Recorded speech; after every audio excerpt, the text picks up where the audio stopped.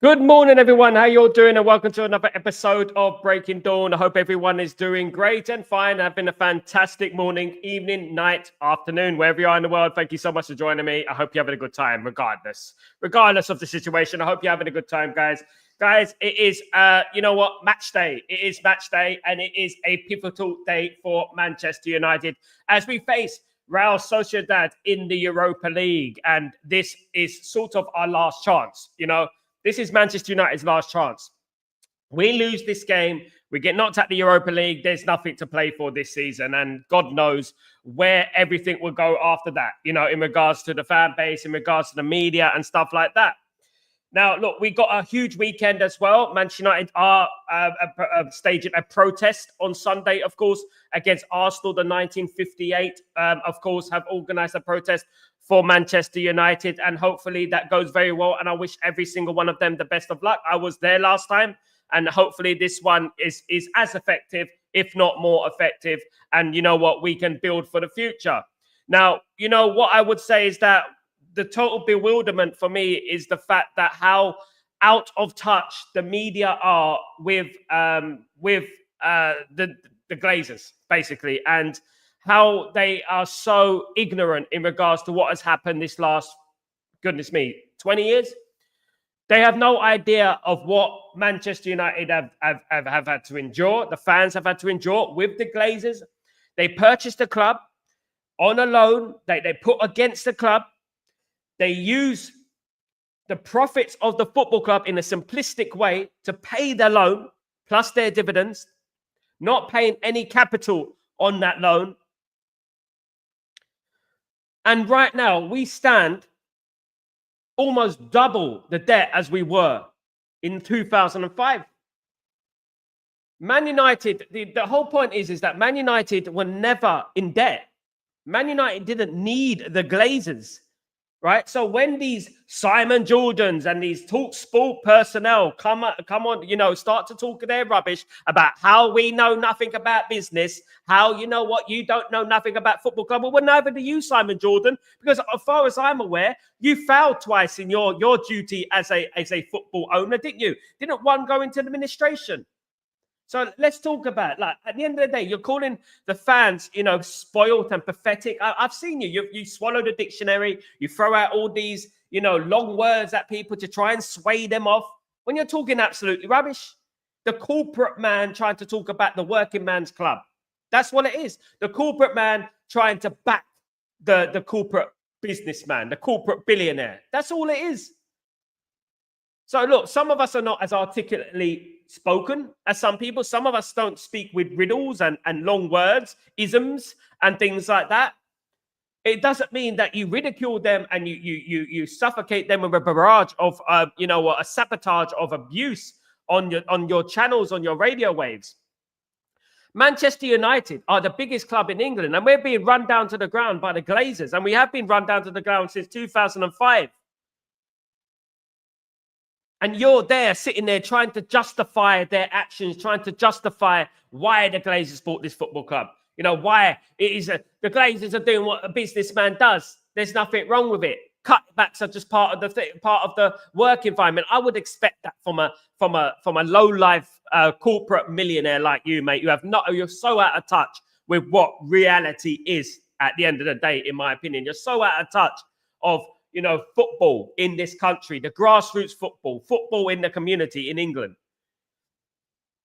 I can't wait to the protest on Sunday. I hope, it all goes well, and I hope we make some progress. That is the most important thing. I hope we make some progress. We have to do something at the end of the day. We do, But whilst we got these big media outlets on the radio waves talking about our football club, downplaying it, why, when a radio station, right, like Talk Sport, who are the biggest in England, right, start the interview with, what have they done wrong?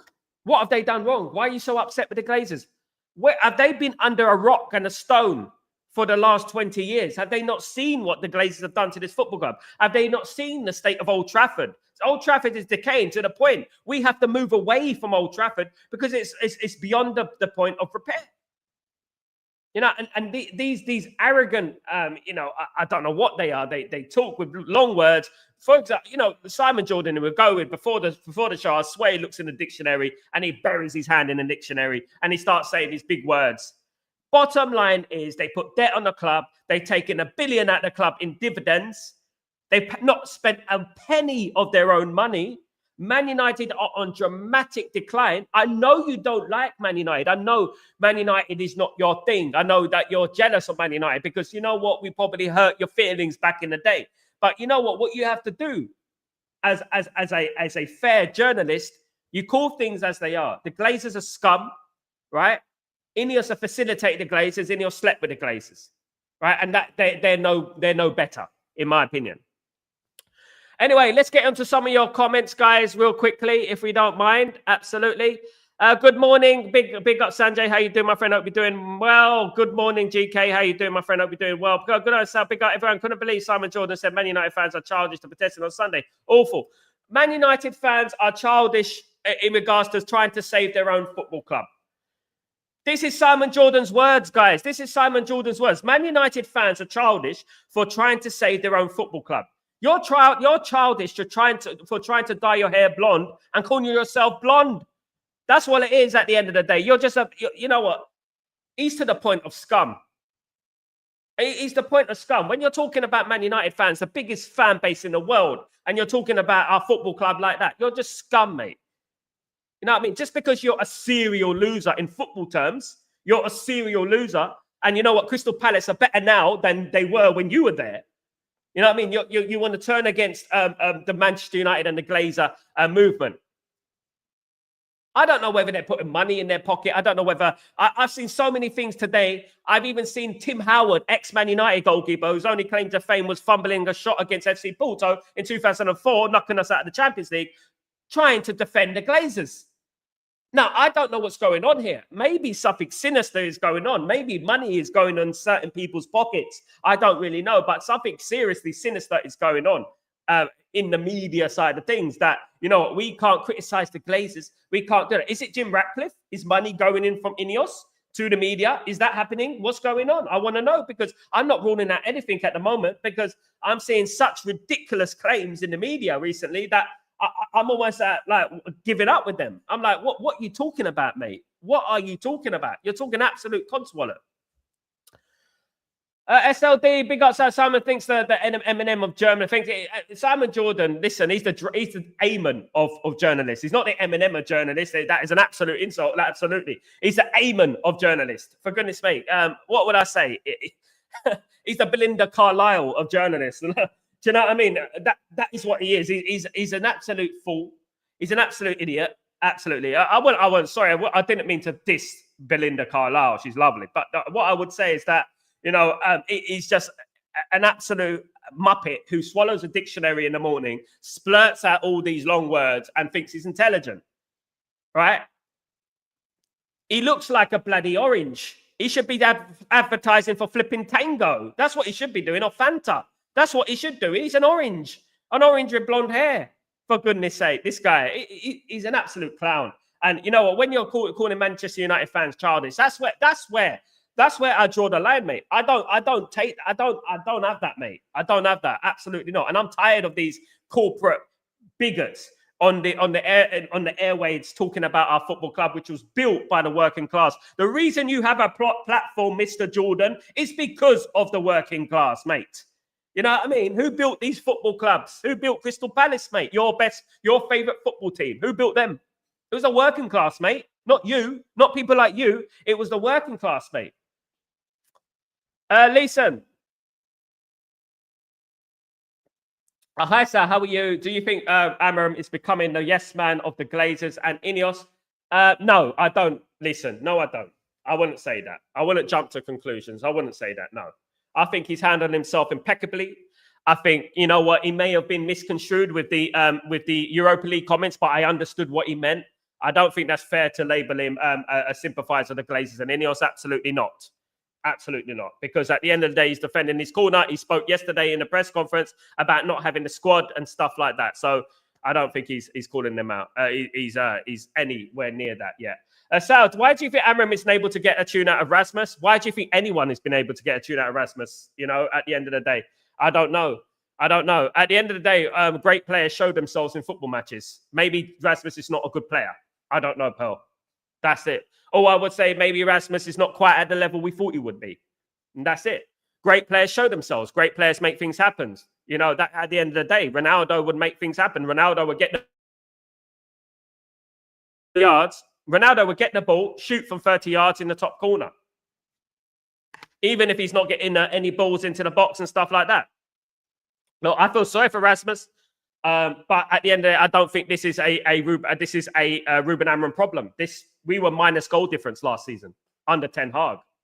So I don't think this is a Ruben Amorim problem. And this is where we start digging and planting seeds. Like, why isn't Ruben able to do this? Why isn't Ruben able to do that? Why is Ruben being a sympathizer to the Glazers? Why this? Ruben. Why didn't Ruben get a striker in the window? Why? Because of INEOS. Don't fall for the same rubbish. It's rubbish. You know, and I would say that. You know what I mean? Don't fall for that same malarkey. You know, because at the end of the day, look, we all know the reason what's going on in this football club. We all know that, you know, some of these players are just not good enough. And maybe we need to hold our hands up and admit it, that they're just not good enough, you know? And that's it. And you're talking about a guy who knows about Rasmus quite a lot and actually has praised Rasmus in the past in his first season. You know, in his second season under Erik Ten Hag, he was either near or there, you know? And to be honest with you, this is nothing to do with the manager, you know? At the end of the day. No one gets a tune out of anyone. No one gets a tune out of anyone. No one should be getting a tune out of you. You're playing for Manchester United, right?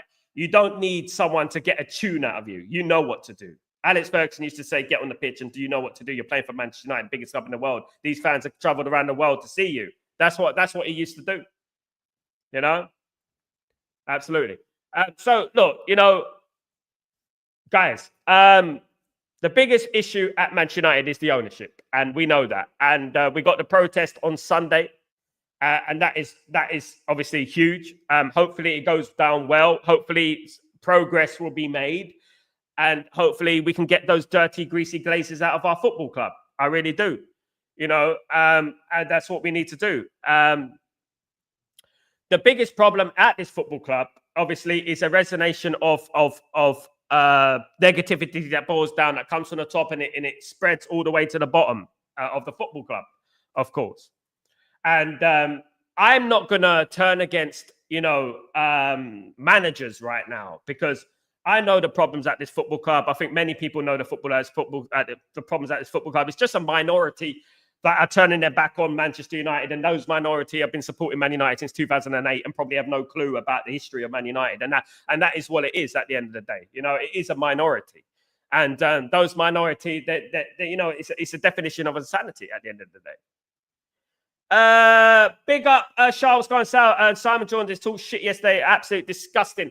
And what I would say, in all honesty, right? When you go on a show like TalkSport, when you go on a channel like TalkSport, Shah, right, you prepare yourself, right? I've been on channels like that before. You prepare yourself.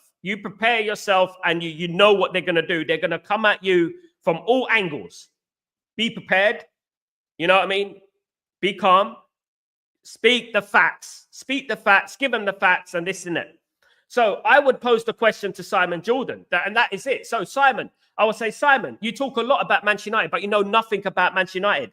You know nothing. You think you've been in business. You've done some business with Crystal Palace. It's the same as Manchester United. You think what's going on at Manchester United is the same as Crystal Palace. The only good thing about Crystal Palace is bloody Sainsbury's outside. That's the only good thing about bloody Crystal Palace. There's nothing good about Crystal Palace. They're just a nurturing academy for bigger clubs. That's all that. Now, you want to talk about Manchester United, about how the Glazers got a loan on a football club and paid the loan off with the profits of Manchester United when we were self-sustainable, making money organically, and we didn't need anyone, right? We were rich. We didn't need the Glazers. We didn't need their project to come in. We didn't need them. That's the whole bottom line. They need to lead this football club. How is it that the government can you know what, get rid of the likes of Roman Abramovich and people like that, when, you know, he really didn't do anything wrong apart from being Russian? right? And then you got, the Glazers who committed a crime when they purchased a football club. Basically, it's illegal now to purchase the football club the way the Glazers purchased the football club. It's illegal now. Now the people who want to bring in Ruben Amorim to this and bring in Ruben Amorim, it's just a definition of insanity. It's a definition of insanity. People are not looking at it. They're not waking up. They're not clicking like a spark. It's like you got to wake up. You know what I mean? At the end of the day, this is from the top. What's going on right now, which is resonating all the way to the bottom. Do you know what I mean? And we need to wake up to that thing. And we need to look at the media and the way they're treating Ruben Amorim and the way they're treating Manchester United, the way they're talking about Manchester United is a disgrace. It's a disgrace. Now, Steve of 1958 obviously went on the channel yesterday, and you know what? As soon as he walked on, you knew what direction they were going to go in. Do you know what I mean? It's a disgrace.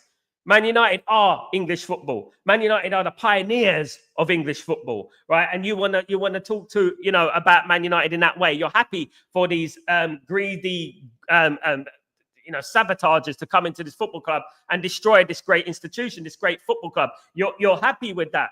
You know what I mean?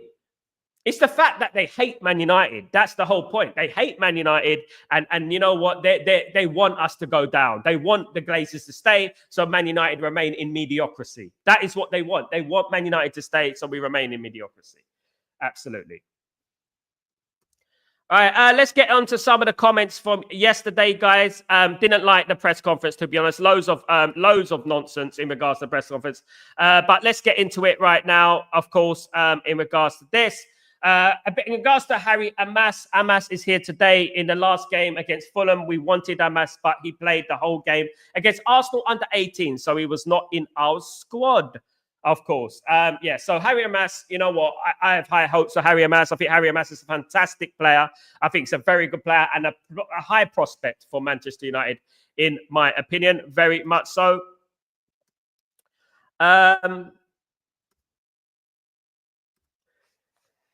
We try to manage all the squad and the substitutions to bring those young players in. To bring those young players is a big step. We are managing expectations of the kids. Exactly. So you know what? That is exactly what it is. You've got to be smart when you have young players, when you have a young squad, when you have a young bench, not to put too much pressure on them and not to drag them in too soon. But obviously, we're down to our bare bones, and we have to have players in the squad. We need numbers. So obviously, we've got to have a few youngsters in that squad. Unfortunately, it is the way it is, thanks to the Glazers and INEOS, of course.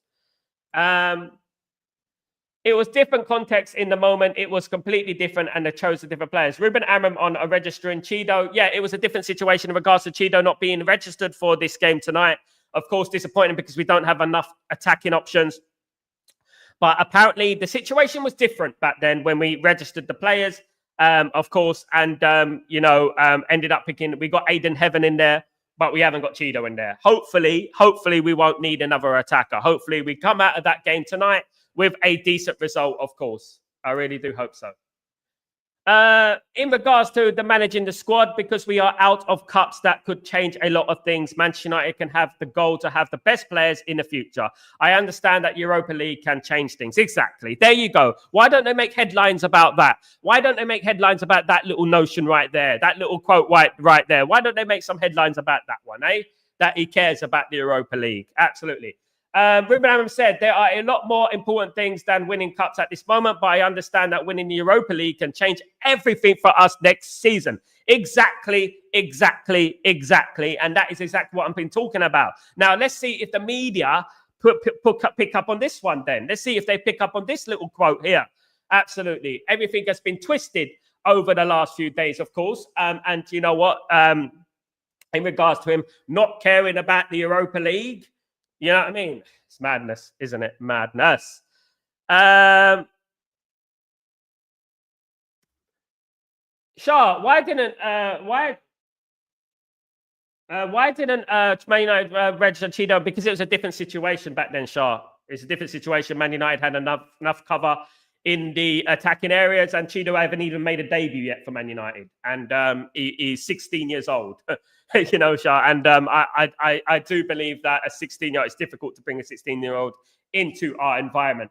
And as we said, hindsight's a beautiful thing. We're all geniuses in hindsight. And I'm sure now if he wanted Cheeto, he would have had Cheeto right now. But unfortunately, we don't. And we got Aiden Heaven in there, but we didn't get Cheeto, of course, but we got Xerxes, we got Hoyland, and we got enough tacking options up there who can hopefully cause a threat. Garnacho has a very good record against Real Sociedad, scoring in the last few games against them.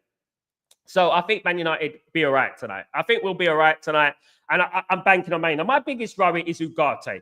My biggest worry is the fact that, Ugarte is missing for this game. Maguire is missing for this game. We're down to our bare bones. And this is a problem, of course. And we can't catch a break when it comes to injuries. God knows what's going on in the physiotherapist side of things. We've got injuries left, right, and centre all the time. It's madness. Leiden, is Ugarte injured? Yes, he's injured. Lee said he's not playing. He's not in the squad. No, Maguire and Ugarte is a big blow for us. We have to see Casemiro today. Maybe, Shah, just maybe, if I'm playing devil's advocate, if I'm being a little bit fair, maybe he suits the La Liga style better. Maybe he might perform in this game. Let's have our fingers crossed and let's hope for a better outcome today because it is a different game. It's a different environment. It's Spain. It's European football at the end of the day. So you never know what can happen in European football, of course. Good morning, Grayo. What's going on? Was really nice speaking to you last night. You too, Grayo. Good to speak to you, brother. Not feeling very optimistic about tonight, but if I'm honest, Grayo, I'm always optimistic. I believe that every game is different. I think a lot of people were talking like this against Liverpool, against Arsenal, saying that we're going to lose. And I was kind of optimistic. I was very optimistic, in fact. And I was like, you know what, proven right at the end of the day. I think we'll be all right tonight, Grayo. Trust my words. We'll be all right tonight. And I think Man United won't lose tonight. Man United won't lose tonight. And we take them on to Old Trafford. That's what we can do. All we can do is just try and be a little bit more positive and stuff like that. And that's what we can do because we've beaten Real Sociedad, better Real Sociedad teams. We beat them 4-0 a few years ago away. We beat them 1-0 a couple of years ago away. So, you know what? I don't think it's Real Sociedad. What are they? 12th, 13th in La Liga? La Liga's not as strong as the Premier League. And I would say to be a little bit more confident, they don't score goals either. And I think, you know what? The worry is, don't worry. Don't worry about it. Man United will be all right. Man United be all right. Absolutely. Good morning. What's going on, Chibalem? Hope you're doing well. So many injuries. Yeah, but look at our first team. Yoro, right? De Ligt, yeah? Mazruri. All great players. Onana in goal. You got Casemiro, who dominated Spanish football, and he might suit this game in midfield, alongside Bruno in midfield. You got Garnacho and Xerxes and Hoyland up front. You got Dorgu in a left back and Dalot on a right back. There's nothing wrong with that team. At the end of the day, that team is our team. That's our team anyway. Apart from Ugarte, maybe. That's been our team for the last few months. You know what I mean? Apart from Ugarte, that's been our team for the last month. It's over-sensationalizing injuries and stuff. Like, we got injuries, and this is a big problem, of course. But, I don't think it's going to be as doom as gloom as people are saying. You know what I mean? I never say that in regards to that. I watch Spanish football. And I don't think it's going to be that bad. I really don't. I don't think. I wouldn't be surprised if it's 0-0. I wouldn't be surprised if it's 0-0. Absolutely. Shah, is our fitness department shit? I've been saying that for ages, Shah. You know what I mean? I've been saying it ages about our medical department. I think a lot needs to be desired in regards to our medical department. I think we need to look at that more shrewdly, what's going on in our medical department. I think this has been going on for years now, the injuries. And not only injuries, it is long-term injuries. Now, I do believe that some of our players play on injuries. I believe that some of our players do protect, make more of it than what it is, as Jose Mourinho said a few years ago. Sometimes we make more of injuries than, what it is. And I do think that is the problem as well. Trevor, we have players to win the game, but the players' mentality, we hope it changes. We've won every game in the Europa League apart from one this year, Triple M. Ruben Amorim has won every single game in the Europa League. So, fingers crossed. Grayo, Peter, thank you so much, Grayo. You're a legend. We're on our way to 9,000 subscribers. Let's get to that, guys. Let's get to that. We need to get to that, of course, on the Realist Manchester United fan channel, of course. Don't need to put Realist on our name to be real. Only fakes put real in their name. Absolutely. That's what it's all about, guys. Absolutely. And I you know what? I'm looking forward to the game tonight. We make staffs redundant, but no medical people. It's Shah. You know what? Don't think their job is safe. I wouldn't say their job is safe yet. We are going to make 200 more people redundant coming very soon, of course, and that might be the medical department. Who knows? INEOS are looking at everything, including the crumbs on the floor. They're looking at, you know what I mean, cutbacks and stuff like that, recycled tea bags and things like that. Do you know what I mean? This is what INEOS are doing at the moment. So I wouldn't be surprised if it eventually down the line they look at the medical department, because the medical department has been, let's face it, it's been incompetent for a very, very long time. Look, what kind of medical department passes a medical of Mason Mount? Mason Mount was known to have a pelvis injury and an injury record up to your eyeballs, right? And they passed his medical. What kind of medical team and incompetence is that? At the end of the day, it's ridiculous. I think some players are faking injuries so that they can stay at the club and nobody wants them. Yeah, this has been happening for Leeson for a long time. I think this has happened with Lindelof as well, and Phil Jones. This same thing happened, and they use excuses like, "Oh, you know, I've been injured. It's not my fault." And they, you know what?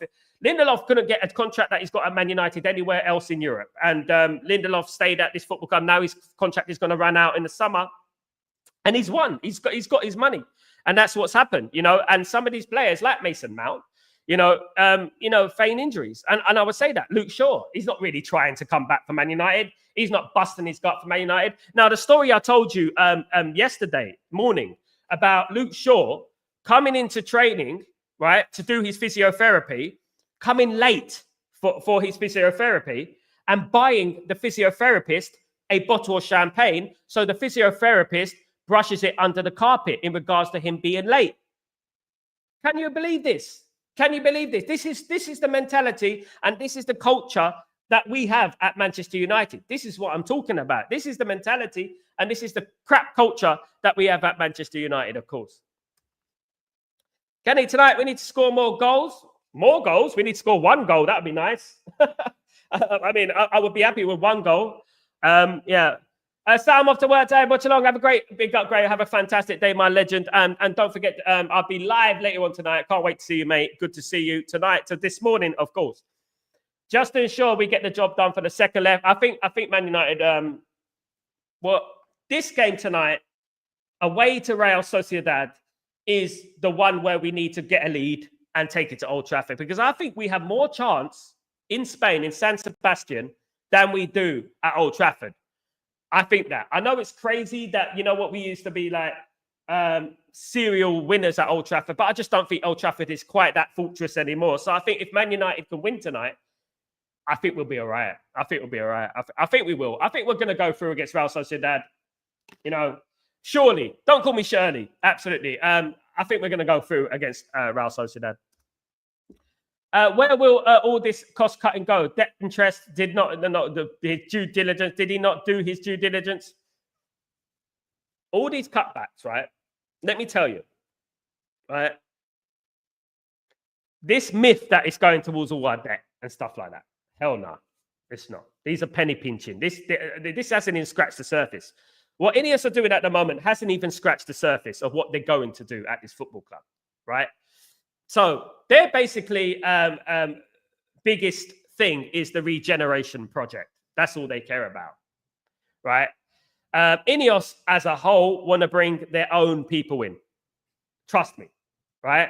And, you know, they want to cut costs so that eventually they can pay their dividends, the Glazers' dividends back. And then the Glazers haven't been getting dividends recently. So they want to pay the Glazers' dividends and make a profit in their pocket. That's what they want to do. Even if it is $1 million a year, $3 million a year, $4 million a year, to make a profit. That's what they want. They want profit. And they want to have enough money to have profit in their pocket and to buy players as well for Manchester United. Well, 1 or 2 players for Manchester United. But ultimately, they're treating Manchester United like a profitable business. That's what it is. That's what they want for themselves, not for the club, not to reinvest in the club, for their own pocket. That's what they're doing. Even if it's 2, 3, 4, 5 million a year, that is what they want to do.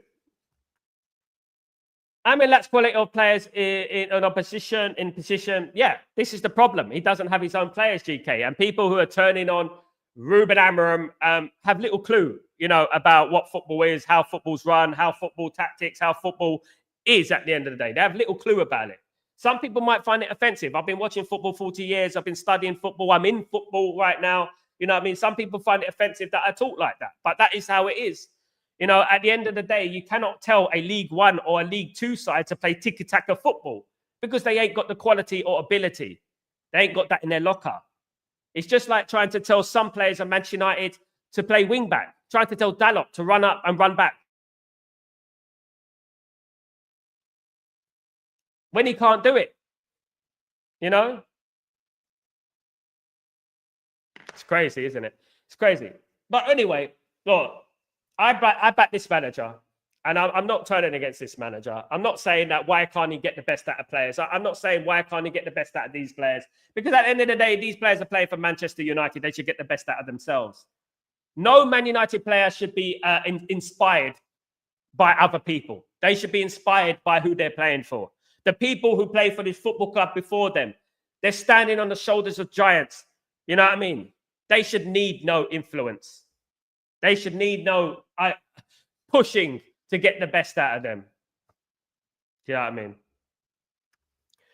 SLD, we should bring back Anthony for the social game and then send SLD. It will cost us a bit of money, mate. We have an agreement contractually with Anthony, and if we cut the contract, we have to pay a bit of money, SLD. So I think we'll be all right. I think we'll be all right. And guys, trust me, guys, and you can bring me up on this tonight, right? You can bring me up on this tonight. Garnacho will have a great performance tonight. Garnacho will have a great performance tonight, and then we're going to go from there. Hope INEOS back Amorim next season, or else we're getting... INEOS, listen, this is what it's all about, isn't it?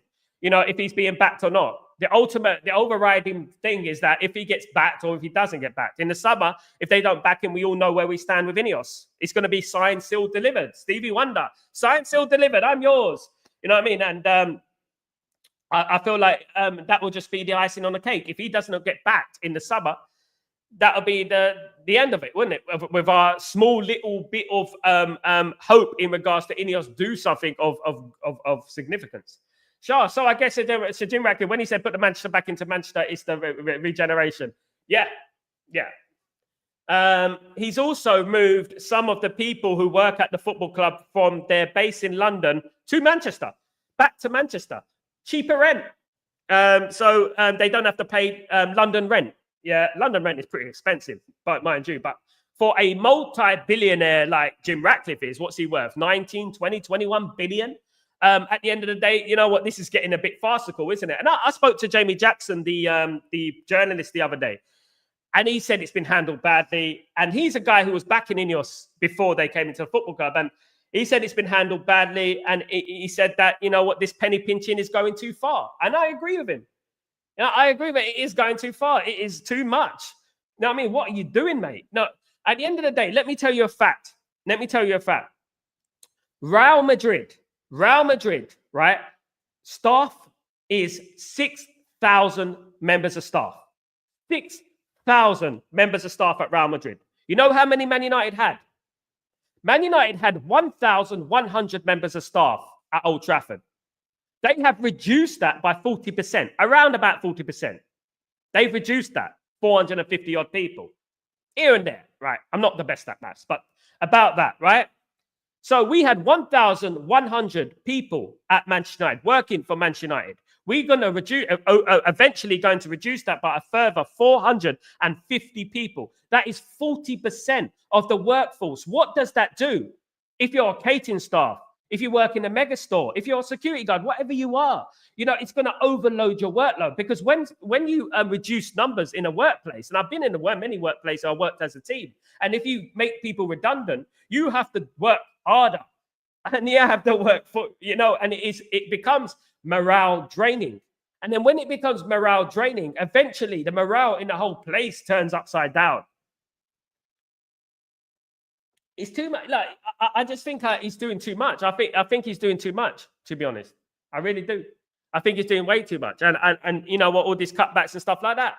And hopefully with this protest on Sunday, and I wish them all the very best of luck, of course, we something happens, something develops, at the end of the day. And I really do hope that, something develops in regards to Manchester United, absolutely.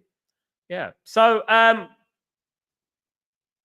it's our last chance saloon tonight, right? Man United get knocked out of this Europa League. It's sayonara. It's curtains for our league campaign and our season, should I say. It's over. So we have to hope that tonight, the Man United players, whatever's left of them, how many we got, go out there and show themselves tonight, right? Go out there and prove to us they can do it. Prove to me that my words are not in vain today. Prove to me that my words are not in vain. Prove to me that you can go out there and you can put in a great performance and win against Real Sociedad. Absolutely, Shah. Europa League or bust. I can only imagine if we get knocked out of the Europa League, the onslaught that will happen for Ruben Amorim, the onslaught that the media will give him, and the fans, some of the fans, small minority, the small minority might grow a tad. You know what I mean? Those fans have been fans for a couple of years who might come back and, oh, Ruben Amorim, he's a fraud. These guys, some people, right? Let me tell you, some of these new school fans, and you know what, guys, right? I want to tell you this right now, right? What is going on with them? They're like sheep. They copy everything certain fan channels say, and they're like sheep. They copy everything. No wonder no talent is coming out these days. Music is dead. Film is dead. Sport is dead. God blimey, fix up the generation, man. Flipping hell. Their opinions are so dead. They come out with the same opinions every single time. It's like, you know what I mean? Oh, he's a fraud. Oh, I've heard that one before. Where have I heard that one before? Absolute pillocks. Honest to God, I'm telling you, absolutely. It's crazy. It is crazy, to be honest. It's crazy.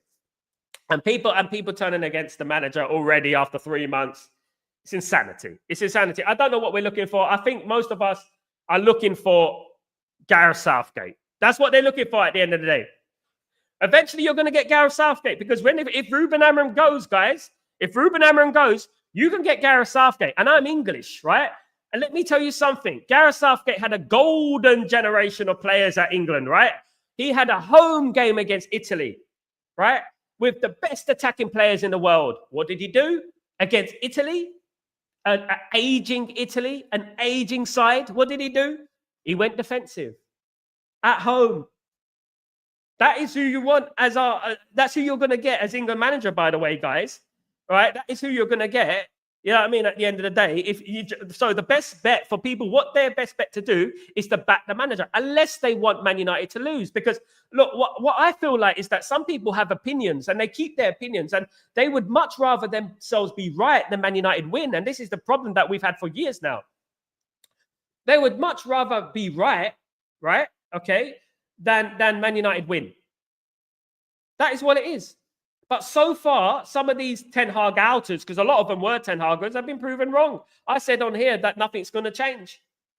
Do you know what I mean? Nothing's going to change whilst we still got the culture at this football club. Nothing's going to change at the end of the day. Pure nepotism from the fan base. Absolutely, Kenny. I agree. I would be Southgate out from day one if he arrives. Kenny, this fan base, bro, this community would be toxic as hell. This community would be mad. Can you imagine KG, Kenny? Can you imagine people like that? Can you imagine them? I mean, flip-flop flex will be flip-flopping all over the place. He will be flip-flopping flex. No flexible flex will be stretched all the way like Stretch Armstrong. You know what I mean? At the end of the day, as soon as we go and we play a team and we lose the first game, we should have not get rid of Amorim. We should have not get rid of Amorim. Guys, I'm telling you right now, we can have Nagelsmann, we can have Klopp, Ancelotti, we can have all these players. They're not going to change this football club. So the best bet around what we should do right now is support the manager. People jump into the manager early to say, I told you so when he gets sacked. Sure, yeah. But at the end of the day, those same people were telling us that Erik Ten Hag should be sacked. You know what I mean? And as many people think that he should be sacked, it was people like me and around the community who were saying, it's not going to change anything. It's not going to change anything. What are you after? People were screaming for Eric Ten Hag before we became manager of Man United. People were screaming for Ruben Amorim before we became Man United. Why were they screaming for these managers? Because they were great managers. But why is it us that, you know what, we're destroying these managers? We're absolutely annihilating these managers, you know, ruining their careers. We're the career wrecker. And these fans are partly to blame. You know, these fans who don't really support Man United, but they tend to support their opinion more. You know what I mean? That's what they are at the end of the day. And this is what I've been saying yesterday. They support their opinion more than anything else. You know, they don't support anything else but their opinion. And when I come on here and I tell them they're wrong, they cry. They cry, and they can't have it. You know what I mean? They can't have it. You can throw a bunch of facts. You can throw a bunch of facts at them, and they're still naive to those same facts. They're still naive to those same facts. You can throw every single analogy, facts at them as much as you like, right? But there is a great saying, right? There's a great saying in life, and at the end of the day, that I used to say quite often. No amount of evidence will sway an idiot. No amount of evidence will sway an idiot. That is what it is. That's the quote.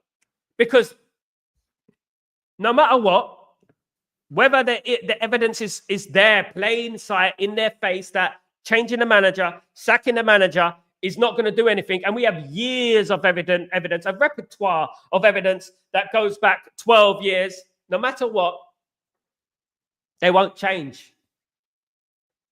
They'll cry about it. And then when it happens, when they get proven wrong, just like when Ten Hag won the FA Cup last season, when they get proven wrong, it's hiding season. They like the bloody they go into David Attenborough mode. They go in a hiding season. They disappear. That's what they do. Listen, support back Amorim, no player power, no toxic players, get rid of the deadwood and let's build a new team and come on United. Absolutely, come on United. That is the attitude, Listen. That's what I like about you. You got the attitude. That is what we need to have. You know, we need to have this attitude. We can't have this defeatist, negative, pessimistic thing all the time in regards to Ruben Amorim. Ruben Amorim's not to blame, guys.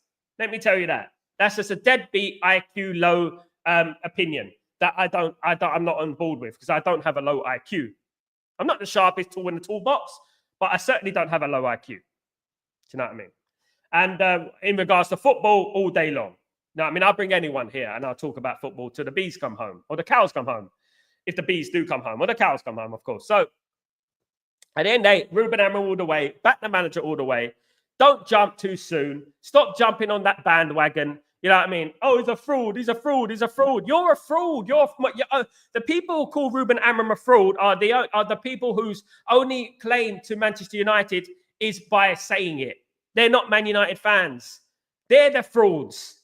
They're the frauds for calling themselves Man United fans, thinking they could put a picture of Robin van Persie or Ryan Giggs on their profile picture. It makes them a Man United fan. They'll change that to Chelsea one day. They'll change that to Man City one day. That's what they do.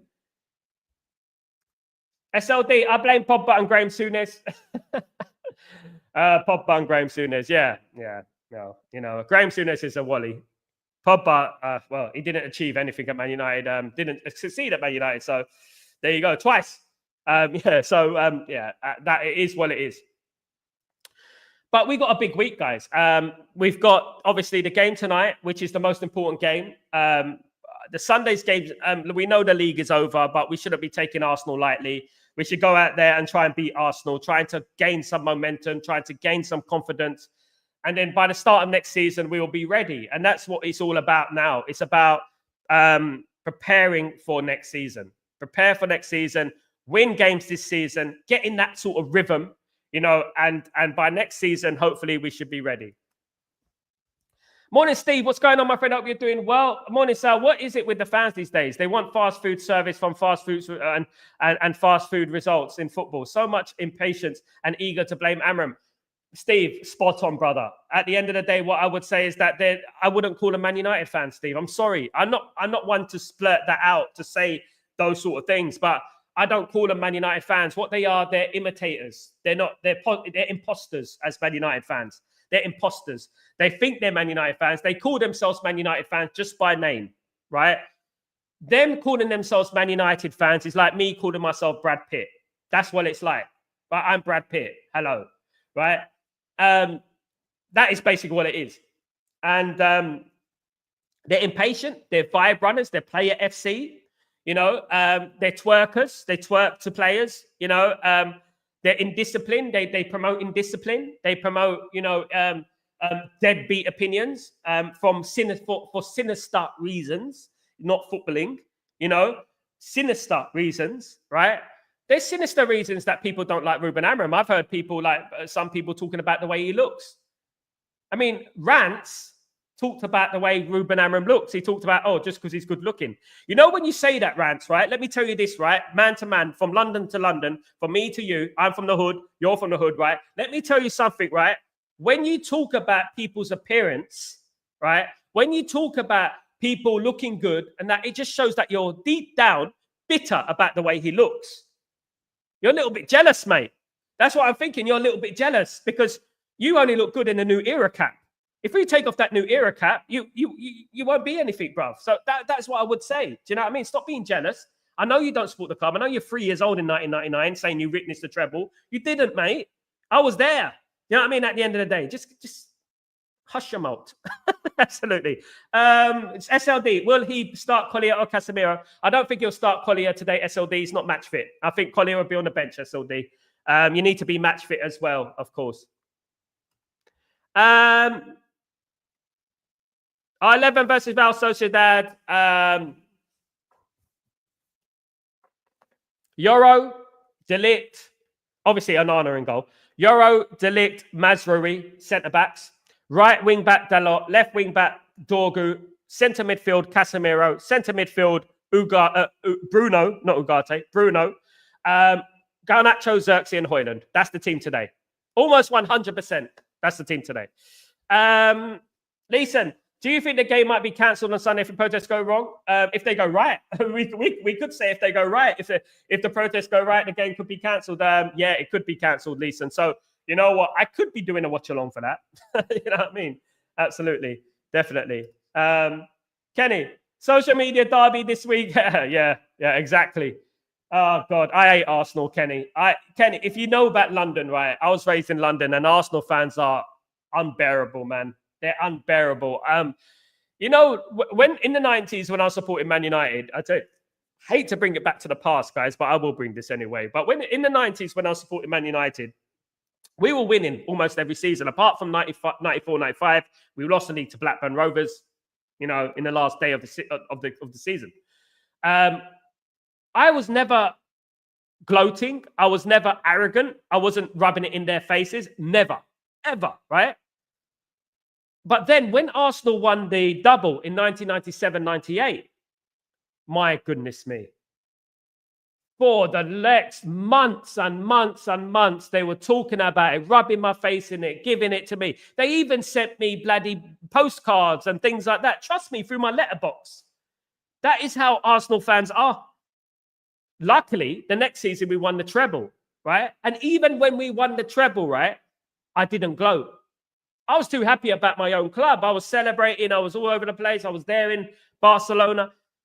I was too interested in my own club. And, you know, that's the only time I've ever seen an Arsenal fan, right?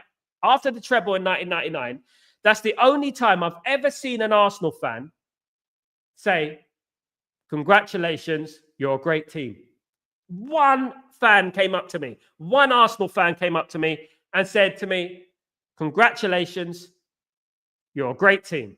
Now, a day after the Champions League final in 1998, 1999, I had to go to college. I had a test. I come back from Barcelona very, very late. I walked to work. I walked to college. I had my Man United top on. Of course I did. Right? And the white one, you know, the white one with the big badge, with the black big badge. I had that one on. And the amount of people driving past me in their cars, right?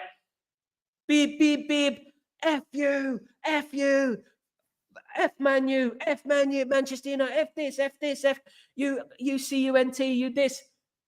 It was unbelievable. The hatred that we had, even back then, was unbelievable. Unbelievable. And a lot of the hatred came from, you guessed it, Arsenal fans. Even Liverpool fans weren't that bad. They hated it, granted. But Liverpool fans, Arsenal fans, should I say, are the worst fans in the country. Now, look, if you're a true Manchester United fan, right? And I'll tell you this with all due respect, right? You wouldn't be like Terry Flewers talking about Arsenal, licking Arsenal's backside every time he has a chance. You go through his Twitter page, you go through it. Arsenal, scary. Arsenal, scary. Arsenal, cooking. Arsenal, cooking. Fake fan. He's not a Man United fan, and I say it as a guy who's been on this bloody channel. No real Man United fan praises Arsenal to the extent. You could say the odd thing like this. Well, they've done okay. They've done a good result yesterday. That's about it, yeah? But they're cooking. People are scared. They're better than Man United. They're this and that. It's madness. SL Sal is Brad Pitt. I've never seen Brad Pitt and Sal in the same room. Coincidence? I think not. Oh, SLD, you caught me out there. Absolutely. I've met Leonardo DiCaprio. Me and Leonardo DiCaprio have been in the same room. Not alone. We've been in the same room, yeah. It's on my, yeah. But, yeah. He's caught me out there. Kenny, Rance said he can manage Man United better than Amorim. Such a grumpy man. Rance can't manage his own cholesterol than Man United. Rance can't manage unofficial pundit. Rance is the guy is a bloody clown, mate. You know, he can manage Man United better than whatever. I met that guy at the United stand. He can't even run his own foot. The only reason he has a little bit of hype is because of Mark Goldbridge and his brother. The charisma is, we all know who took the good genes, don't we? The Tottenham fan over there.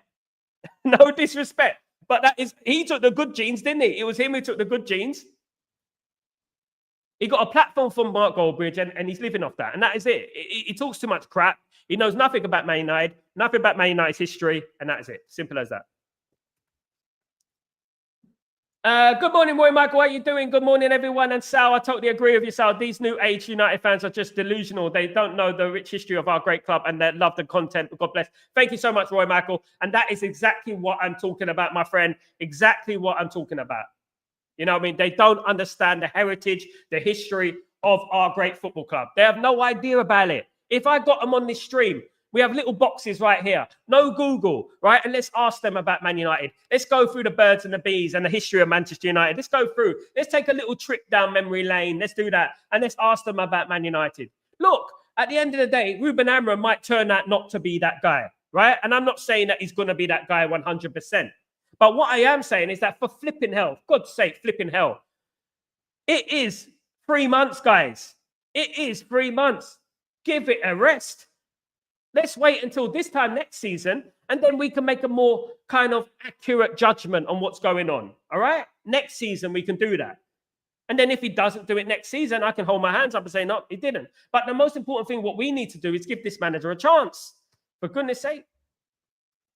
I hate Liverpool, but Arsenal are just nonsense. Arsenal too much, Kenny. Arsenal. Look at yesterday, Arsenal. Look at Man United got knocked out the FA Cup, Kenny. Look who was piping up. Arsenal. When we lost to Barcelona, I remember it like it was yesterday. When we lost to Barcelona in the Champions League final, both times, right?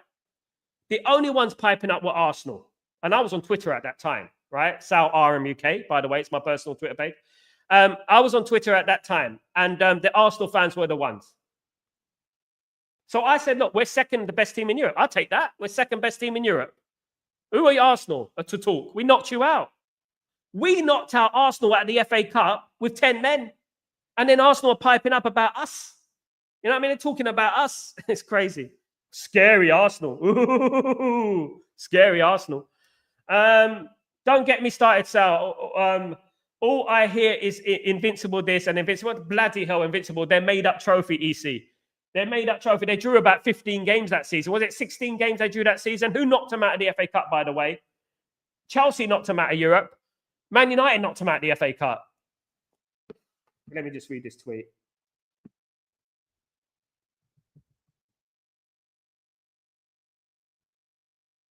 Don't know what this is.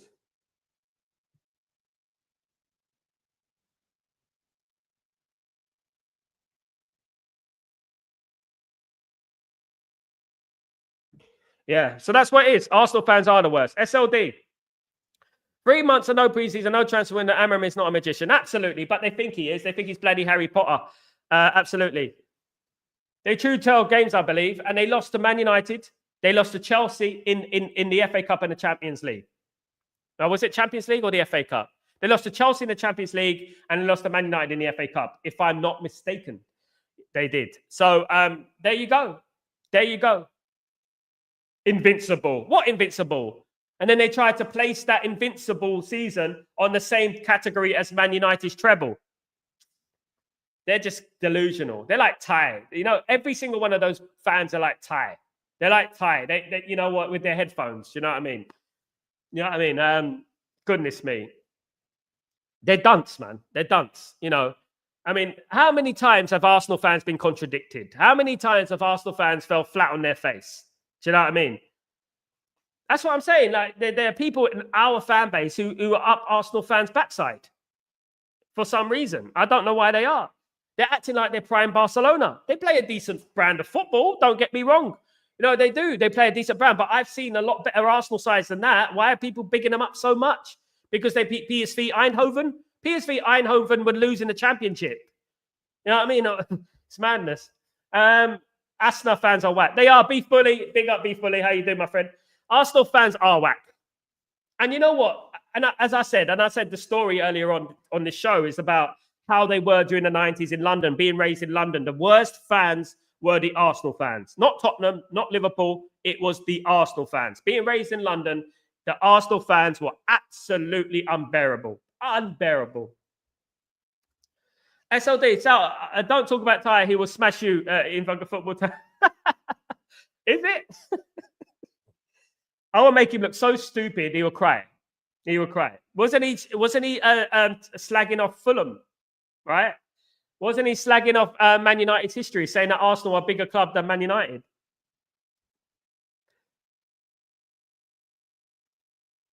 Verbally diarrhea, more like verbal diarrhea. Verbal diarrhea. You haven't won us. You haven't won Invincible. Invisible. You haven't won Invincible.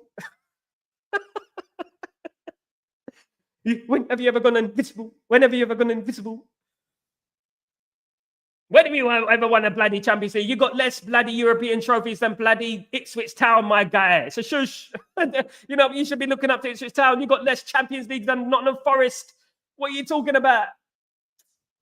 Telling me about us, man. Absolutely.